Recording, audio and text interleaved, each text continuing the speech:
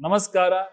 ದೇವರೇ ಗತಿ, ಪ್ರತಿ ಜೀವಾತ್ಮನಲ್ಲೂ ಪರಮಾತ್ಮನಿದ್ದಾನೆ ಯೂಟ್ಯೂಬ್ ಚಾನಲಿನ ಎಲ್ಲ ವೀಕ್ಷಕ ವೃಂದದವರಿಗೂ ಡಾಕ್ಟರ್ ಶಿವರಾಮ್ ಭಟ್ ಮಾಡತಕ್ಕಂತಹ ನಮಸ್ಕಾರಗಳು. ಜನವರಿ ತಿಂಗಳಿನ ಮೀನರಾಶಿಯ ಭವಿಷ್ಯದವರಿಗೆ ಈ ತಿಂಗಳಿನಲ್ಲಿ ಮಿಶ್ರವಾದಂತಹ ಫಲವನ್ನು ನೀವು ಕಂಡು ಬರ್ತೀರಾ.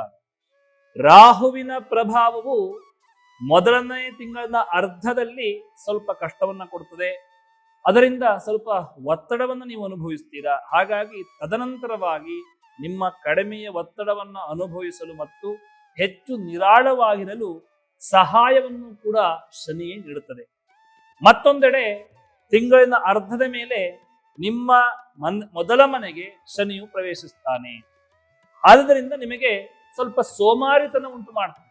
ಅಂದ್ರೆ ಉದ್ಯೋಗವನ್ನ ನೀವು ಸ್ವಂತ ಉದ್ಯೋಗವನ್ನ ಮಾಡತಕ್ಕಂಥವರಿಗೆ ಮುಂದಿನ ತಿಂಗಳು ಮಾಡ್ಕೊಂಡ್ರಾಯ್ತು ಹೇಳ್ತಕ್ಕಂಥ ಒಂದು ಸ್ವಲ್ಪ ಆಲಸ್ಯದ ಮನಸ್ಥಿತಿ ಬರ್ತದೆ. ಹಾಗಾಗಿ ಈ ಸಂದರ್ಭದಲ್ಲಿ ನಿಮ್ಮ ಕೆಲಸ, ನಿಮ್ಮ ಗುರಿ ಏನಿದೆಯೋ ಅದು ಸರಿಯಾದಂತಹ ಸಂದರ್ಭಕ್ಕೆ ತಲುಪಬೇಕು ಅಂತ ಹೇಳಾದ್ರೆ ಆಲಸ್ಯತನವನ್ನ ಹೋಗಲಾಡಿಸಬೇಕು. ಅದಕ್ಕೆ ಹೆಚ್ಚಿನ ಪ್ರಯತ್ನ ಬೇಕು. ಪ್ರಯತ್ನ ಪಟ್ರೆ ಖಂಡಿತವಾಗಿಯೂ ಒಳ್ಳೆಯ ಫಲ ಪ್ರಾಪ್ತಿಯಾಗತ್ತೆ.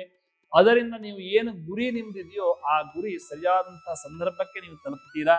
ಅದಕ್ಕೆ ಯಾವುದೇ ರೀತಿಯಾದಂಥ ಅಡೆತಡೆಗಳಿದ್ದರೂ ಕೂಡ ಅವೆಲ್ಲವೂ ಕೂಡ ದೂರವಾಗತ್ತೆ. ಹಾಗಾಗಿ ಪ್ರಾತಃ ಕಾಲದಲ್ಲಿ ಸೂರ್ಯ ದೇವನ ಆರಾಧನೆಯನ್ನ ಮಾಡತಕ್ಕಂಥದ್ರಿಂದಲೂ ಕೂಡ, ಅರುಣ ದೇವತೆಗಳನ್ನ ಮನಸ್ಸಿನಲ್ಲಿ ಪ್ರಾರ್ಥನೆಯನ್ನು ಮಾಡಿಕೊಳ್ಳುವುದರಿಂದಲೂ ಕೂಡ ನಿಮಗೆ ಉದ್ಯೋಗದಲ್ಲಿರತಕ್ಕಂಥವರಿಗೆ, ವ್ಯಾಪಾರ ಮಾಡತಕ್ಕಂಥವರಿಗೆ ಶುಭ ಫಲಗಳು ಖಂಡಿತವಾಗಿಯೂ ಇದೆ. ತದನಂತರವಾಗಿ ವಿದ್ಯಾರ್ಥಿಗಳಿಗೂ ಕೂಡ ಈ ಸಂದರ್ಭದಲ್ಲಿ ನಾನು ಹೇಳಲಿಕ್ಕೆ ಇಷ್ಟಪಡೋದೇನಪ್ಪಾ ಅಂತ ಕೇಳಿದ್ರೆ, ಪ್ರಯತ್ನ ಖಂಡಿತವಾಗಿಯೂ ಫಲ ಇದೆ. ಆದರೆ ಪ್ರಯತ್ನ ಬೇಕು. ಗ್ರಹಗತಿಗಳ ಸಂಚಾರವನ್ನು ನೋಡಿದ್ರೆ ನಿಮ್ಮ ನಿರೀಕ್ಷೆಯಷ್ಟು ನೀವು ಫಲ ಪಡೆಯುವುದು ಕಷ್ಟ.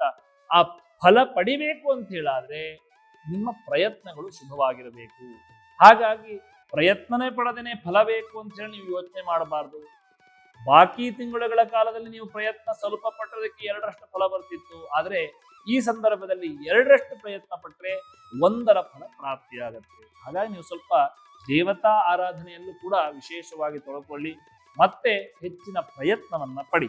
ಇನ್ನು ಕುಟುಂಬದಲ್ಲಿ ನೋಡಬೇಕು ಅಂತ ಹೇಳಾದ್ರೆ ವಿಶೇಷವಾಗಿ ಈ ಸಂದರ್ಭದಲ್ಲಿ ಮನೆಯಿಂದ ದೂರ ಇರತಕ್ಕಂಥ, ನಿಮ್ಮ ಮನೆ ಯಾವ್ದಾದ್ರು ಒಂದು ಹಳ್ಳಿಗಳಲ್ಲಿದ್ದು ನೀವು ಹೊರಗಡೆಯಲ್ಲಿ ಕೆಲಸ ಕಾರ್ಯಗಳನ್ನ ಮಾಡ್ತಾ ಇದ್ರೆ ನೀವು ಈ ಸಂದರ್ಭದಲ್ಲಿ ಹೆಚ್ಚಿನ ಸಮಯವನ್ನ ರಜೆ ಬಿದ್ದಾಗ ನೀವು ಊರಿಗೆ ಹೋಗಿ ಹಳ್ಳಿಯಲ್ಲಿ ಇರತಕ್ಕಂಥದ್ದು ತುಂಬಾ ಒಳ್ಳೆಯದು. ನಿಮ್ಮ ಅಲ್ಲಿಯ ಲೋಕಲ್ ಫ್ರೆಂಡ್ಸ್ ಏನಿದಾರೋ ಅವರೊಟ್ಟಿಗೆ ಟೈಮ್ ಕಳತಕ್ಕಂಥದ್ದು ಒಂದು ಒಳ್ಳೇದು. ಯಾಕಂತಂದ್ರೆ ಅವರಿಂದಲೂ ನಿಮಗೂ ಕೂಡ ಒಂದು ಒಳ್ಳೆ ರೀತಿಯಾದಂತಹ ನಿರ್ದೇಶನ, ಒಂದು ದಾರಿಯನ್ನು ಕಂಡುಕೊಳ್ತಕ್ಕಂಥ ಸಾಧ್ಯತೆಗಳು ಕೂಡ ಇದೆ. ಅವರ ಸಹಾಯ ಸಹಕಾರಗಳು ಕೂಡ ನಿಮಗೆ ಸಿಗುವಂತ ಸಾಧ್ಯತೆಗಳಿದೆ. ಹಾಗಾಗಿ ನಿಮ್ಮ ಊರಿನ ಜನ್ಮ ಸ್ಥಳ ಎಲ್ಲಿದೆಯೋ ಅಲ್ಲಿ ನೀವು ಒಂದು ಸ್ವಲ್ಪ ದಿವಸಗಳನ್ನ ಕಳೆಯುವುದು ಕೂಡ ಸ್ವಂತ ಉದ್ಯೋಗ ಮಾಡತಕ್ಕಂಥವರಿಗೆ ಶುಭ ಫಲವನ್ನ ಕೊಡುತ್ತದೆ.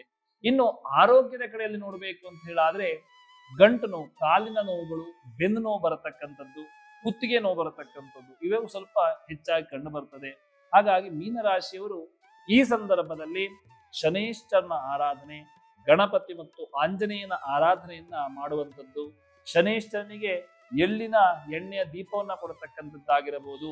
ಇಲ್ಲ ಅಂತಂದ್ರೆ ಶನೇಶ್ವರನ ಜಪವನ್ನ ಮಾಡತಕ್ಕಂಥದ್ದು, ಇವು ಮಾಡುವುದರಿಂದಲೂ ಕೂಡ ಮೀನರಾಶಿಯವರಿಗೆ ಶುಭ ಫಲವನ್ನ ಕಂಡು ಬರ್ತದೆ. ಹಾಗಾಗಿ ಈ ತಿಂಗಳಿನಲ್ಲಿ ಮೀನರಾಶಿಯವರು ಮೊದಲಾರ್ಧದಲ್ಲಿ ಮಿಶ್ರ ಫಲವನ್ನು ಕಂಡರೂ ಕೂಡ ತದನಂತರವಾಗಿ ಒಳ್ಳೆಯ ಶುಭ ಫಲವನ್ನ ಕಂಡುಕೊಳ್ತೀರಾ. ಹಾಗಾಗಿ ಆ ದೇವತೆಗಳು ಅವರಿಗೆ ಒಳ್ಳೆಯ ಆರೋಗ್ಯವನ್ನ, ಸುಖ ಶಾಂತಿ ನೆಮ್ಮದಿಯನ್ನ ಕೊಡಲಿ ಎಂಬುದಾಗಿ ಪ್ರಾರ್ಥನೆ ಮಾಡಿಕೊಳ್ಳೋಣ. ನಮಸ್ಕಾರ.